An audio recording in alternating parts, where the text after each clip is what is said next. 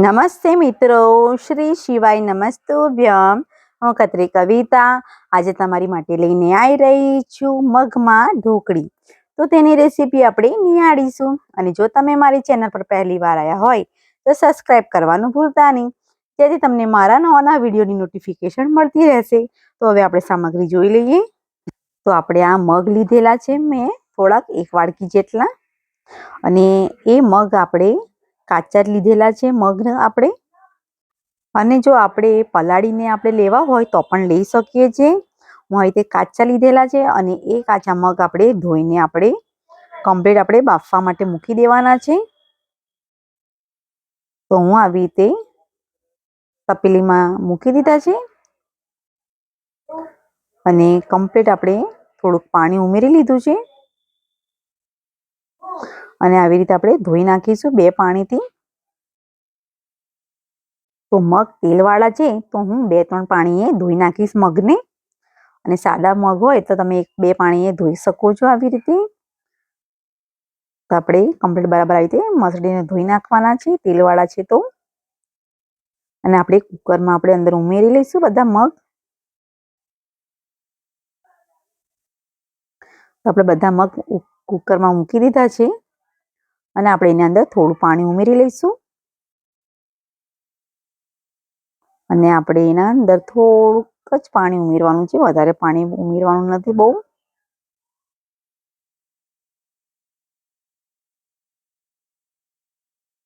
તો તમે જોઈ શકો છો પાણી આપણે આ પ્રમાણે લેવાનું છે. તો આપણે એના અંદર મીઠું અંદર ઉમેરવાનું છે. તો થોડુંક મીઠું આપણે ઉમેરી લઈશું અને કમ્પ્લીટ આપણે હલાવીને આપણે કુકર ઢાંકી દઈશું. અને આપણે કમસે કમ 3-4 સીટી બોલાવી દઈશું. ત્યાં સુધી આપણે જોઈ લઈશું કે ઘઉંનો લોટ લીધેલો છે. હું અહીંયા 250 જેટલો લોટ લીધેલો છે ઘઉંનો. હળદર લીધી છે અડધી ચમચી. મીઠું લીધું છે આપણે, પ્રમાણસર લેવાનું છે મીઠું. થોડોક અજમો લઈ લઈશું આપણે. 2 ચમચી લાલ મરચું લેવાનું છે. અને આપણે પાણી લઈ લઈશું આપણે લોટ બાંધવા, અને તેલ લઈ લઈશું મોણ માટે. તો આપણે થાળો લઈ લઈશું અને એની અંદર આપણે જે ઘઉંનો લોટ છે એ બધો ઉમેરી લેવાનો છે. તો 250 જેટલો લોટ લઈ લીધો છે આપણે, વધારે નથી લીધો. અને એની અંદર આપણે બધું મસાલો કરવાનો છે. તો આપણે લાલ મરચું અંદર ઉમેરી લઈશું, હળદર, થોડીક હળદર રેવા દેવાની છે, વધારે નથી ઉમેરવાની. અજમો લઈ લઈશું બધો, મીઠું લઈ લઈશું પ્રમાણસર.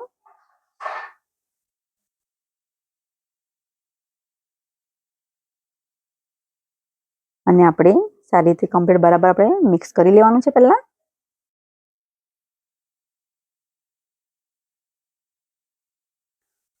આવી રીતે બધું કમ્પ્લીટ આપણે મિક્સ કરતા રહેવાનું છે આવી રીતે કમ્પ્લીટ.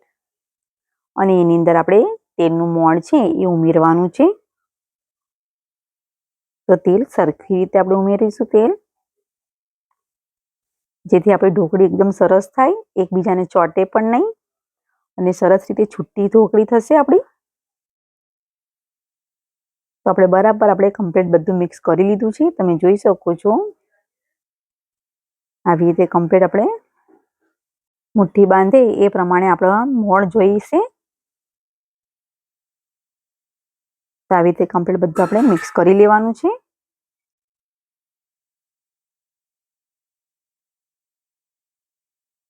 અને આવી રીતે આપણે થોડું થોડું પાણી ઉમેરતા જઈશું અને આપણે લોટ બાંધી દઈશું. લોટ આપણે કઠણ બાંધવાનો છે, નરમ નથી બાંધવાનો. તો આપણે આવી રીતે બરાબર કમ્પ્લીટ આપણે લોટ ફીટ કઠણ બાંધી દેવાનો છે.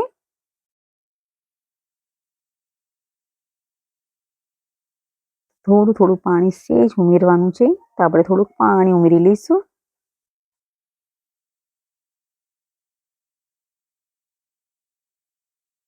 અને આવી રીતે કમ્પ્લીટ બરાબર ફીટ આપણે લોટ બાંધી દેવાનો છે.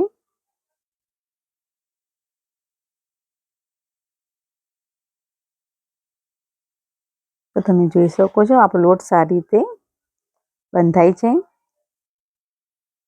તો થોડુંક જ પાણી લીધું છે, વધારે નથી લીધું. તે પ્રમાણે આપણે બરાબર ફિટ આપણે લોટ બાંધી દઈશું.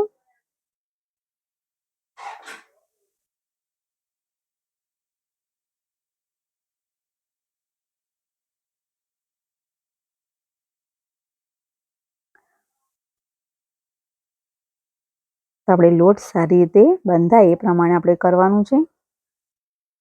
તો સેજ પાણી લેવાનું છે હજુ આપણે, જેથી લોટ આપણો કમ્પ્લીટ બરાબર ફાઇન રીતે થઈ જાય.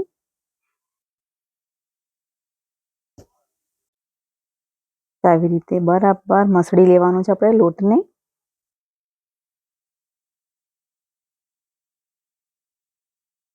તો કમ્પ્લીટ આપણે આવી રીતે મસળી લીધો છે લોટ. તમે જોઈ શકો છો આપણો લોટ એકદમ સરસ થયો છે અને બહુ નરમ પણ નથી ને કઠણ છે. તો આપણે એને ઢાંકી દઈશું અને આપણે કુકરમાં જોઈ લઈએ કે આપણા મગ રેડી થઈ ગયા છે.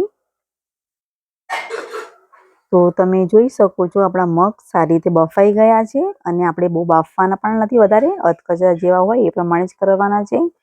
આખા રે એ પ્રમાણે કરવાના છે મગ. તો હવે આપણે એના અંદર મસાલો બધો કરી લઈશું મગમાં.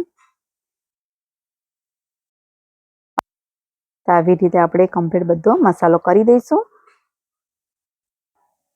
તો આપણે હળદર પહેલા લઈ લઈશું અંદર, ધાણા જીરું 1 ચમચી, લાલ મરચું 2 ચમચી, થોડો લીમડો લઈ લઈશું આપણે, વધારે આપણે નથી લેવાનો, થોડોક લઈશું અને થોડોક આપણે વઘાર માટે રાખીશું. અને આ કોકમના ફૂલ લીધેલા છે હું, તમે એના અંદર લીંબુનો રસ પણ તમે ઉપયોગ કરી શકો છો. તો આ કોકમના ફૂલ તમને બજારમાં અવેલેબલ તમને મળી આવશે. તો હું 3 જ નાખું છું, જેથી ખટાશ સારી પકડાઈ જશે આની અંદર. અને ગોળ લેવાનો છે, એ આપણા પ્રમાણસર લેવાનો છે. તમને જે પ્રમાણે મીઠાશ ભાવે એ પ્રમાણે તમે લઈ શકો છો. અને કમ્પ્લીટ આપણે બધું અંદર મસાલો રેડી કરી દીધો છે અને થોડું મીઠું આપણે અંદર ઉમેરી લઈશું.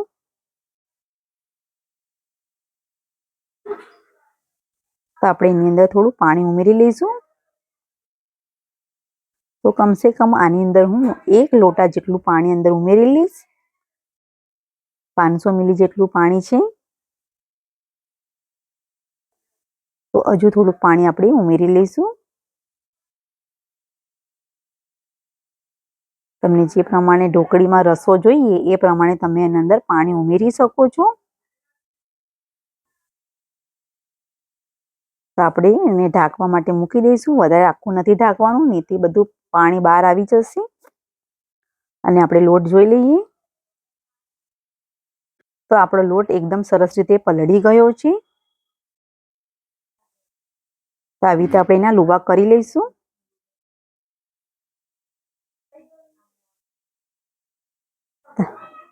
આવી રીતે આપણે કમ્પ્લીટ આપણે એને બરાબર મસળી લેવાનું છે. આવી રીતે લોટ કઠણ છે એટલે આવી રીતે થશે. તો આપણે આવી રીતે બરાબર દબાઈ દેવાનું છે અને કમ્પ્લીટ આપણે વણી લઈશું.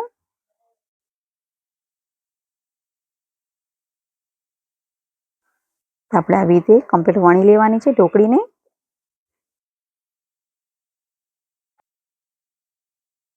તો આપણે ઢોકળી આવી રીતે વણી લઈશું.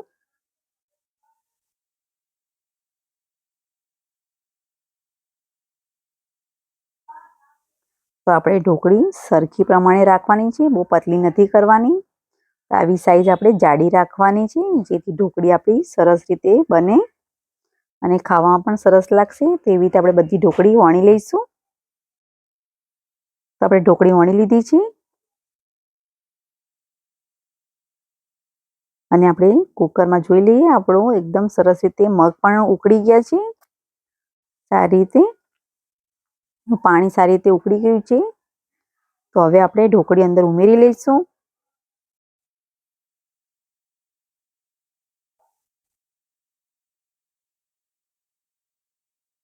તો આપણે ઢોકળી માટે જે આપણે બનાવેલી છે એના અંદર આપણે થોડું તેલ ઉમેરી લઈશું અને આવી રીતે બરાબર આપણે કમ્પ્લીટ આપણે લગાવવાની છે રોટલીને. અને આપણે એવી રીતે કટ કરી લઈશું અને આવી રીતે ફટાફટ આપણે પ્રોસેસ ચાલુ કરીશું, જેથી આપણી ઢોકળી એકદમ સરસ રીતે કમ્પ્લીટ બધી થઈ જાય. તો આવી રીતે કટકા કરી નાખવાના છે અને આવી રીતે ફટાફટ આપણે ઉકળે છે પાણી, તો આપણે એના અંદર કમ્પ્લીટ આપણે બધી ઢોકળી ઉમેરી લઈશું. તો એવી રીતે આપણે બધી ઢોકળી આપણે એવી રીતે ફટાફટ કરવાની છે, જેથી બધી ઢોકળી આપણી સરસ રીતે બફાઈ જાય.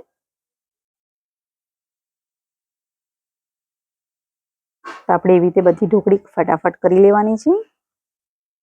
તો તમે જોઈ શકો છો બધી ઢોકળી આપણે બધી ઉમેરી લીધી છે. તો કમસે કમ આપણે 10 મિનિટ માટે આપણે એને ઢાંકી દેવાની છે.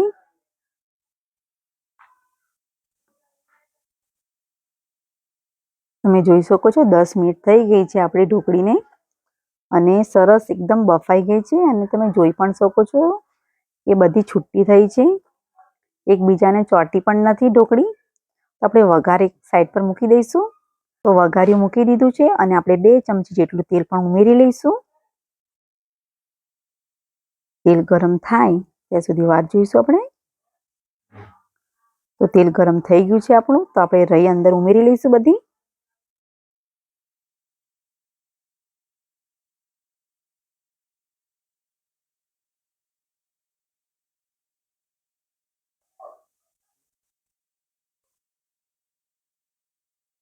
તો આપણી રાઈ એકદમ સરસ રીતે થઈ ગઈ છે.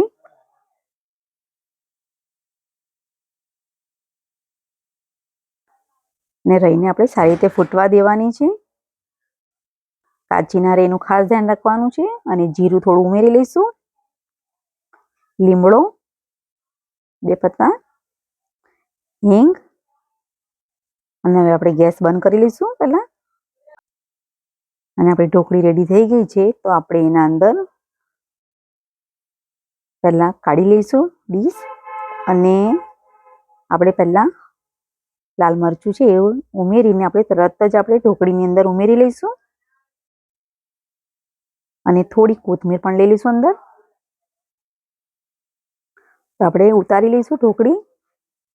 તો આપણે ડીશ લઈ લીધી છે અને એના અંદર આપણે ઢોકળી બધી ઉમેરી લઈશું.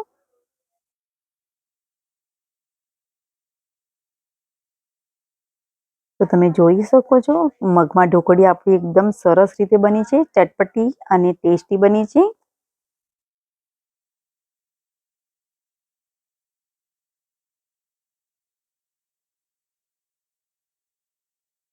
એકદમ સરસ અને ટેસ્ટી આપણી મગમાં ઢોકળી